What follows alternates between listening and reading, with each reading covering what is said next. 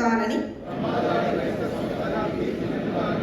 నా కర్తవ్యాన్ని శ్రద్ధ మరియు అంతఃకరణ శుద్ధితో నిర్వహిస్తానని రోడ్డుపై ప్రయాణించినప్పుడు ట్రాఫిక్ నియమాలను ఉల్లంఘించనని బస్సులో ప్రయాణించే ప్రయాణికులను సురక్షితంగా వారి గమ్యస్థానాలకు చేరుస్తానని ప్రమాణం చేస్తున్నాను.